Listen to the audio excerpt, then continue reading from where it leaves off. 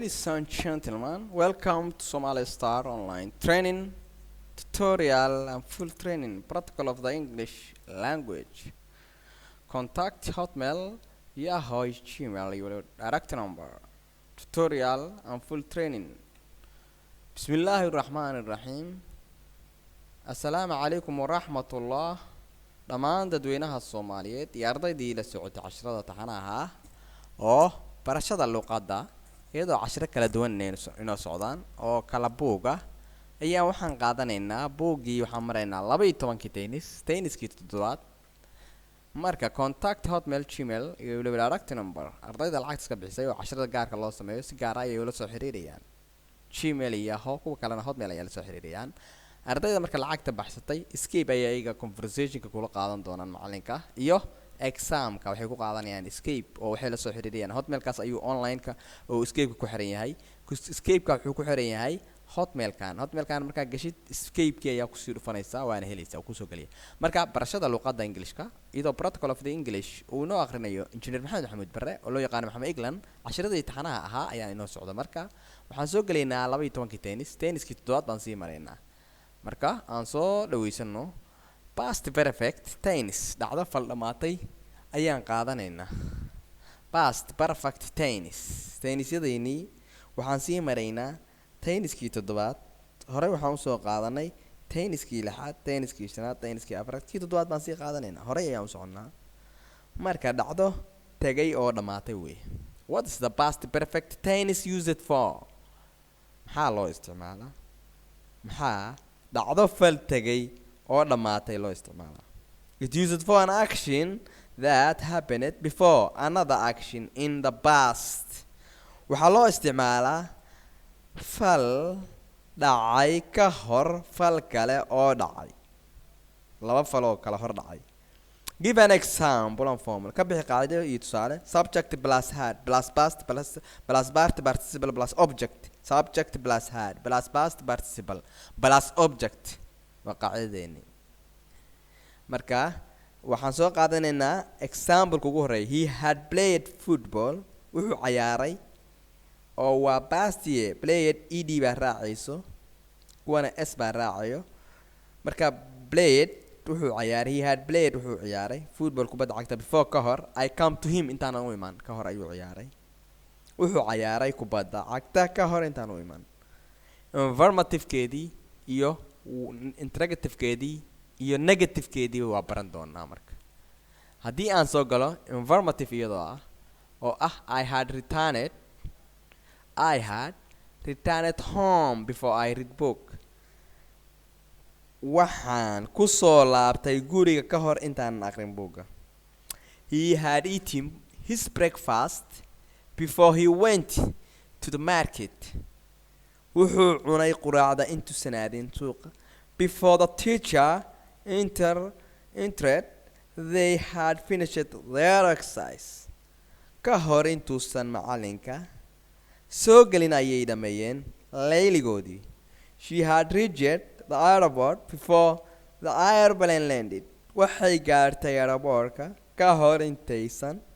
soo caga dhigan diyaaradda interrogative iyadoo ah oo su'aalaha baan baran doonaa had I returned to home miyaan ku soo noqday guriga before I read the book intaan guriga buugga aan akhrin ka hor miyaan ku soo noqday had baan soo hormarayso had he eaten miyuu cunay his breakfast quraacdiisa before ka hor he went to market suuq intuusan aadin before ka hor the teacher macalinka interview soo galay had they finished intaysan dhamayn their exercise layliyadoodii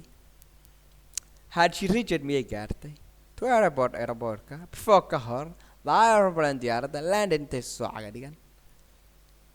had we lunch when you arrived had we lunch miyaan qadaynay when goortii you arrived as soo gaartay negative-keedii baan baranaynaa iyadoo diidma I had not returned to home before I read the book maba aan ku soo noqon I had not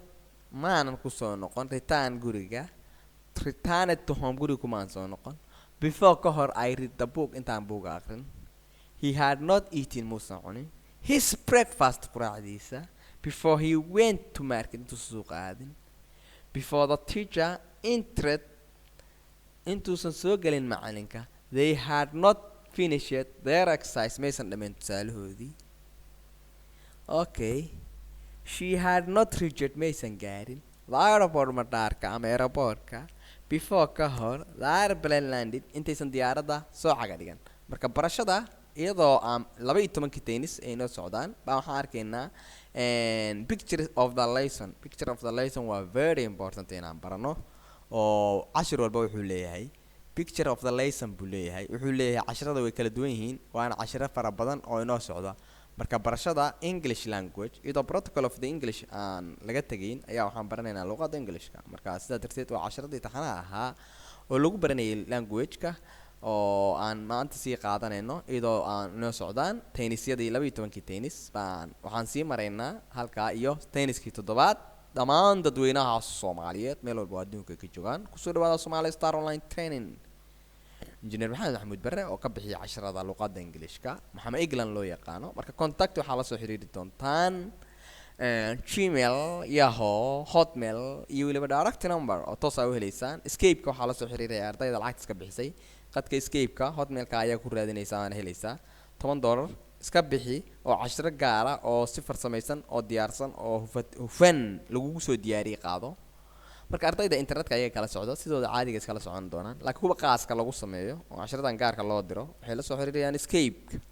ayay la soo xiriirayaan waayo waxay qaadanayaan conversation gaara oo macalinka Skype marka waxaa ku raadinaysaa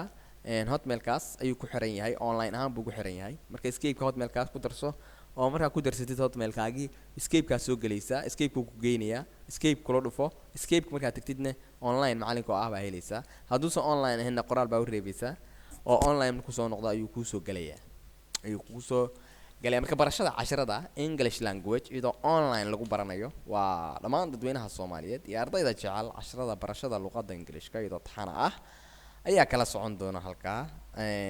Waa laga wareega adduunka iskool la tago wax walba online iyadoo video casharada lagu soo diro email-kaaga ku qaado email-kaaga waa adeegsi saladii oo kale waa hadalaynta Maxamed Maxamuud Barre oo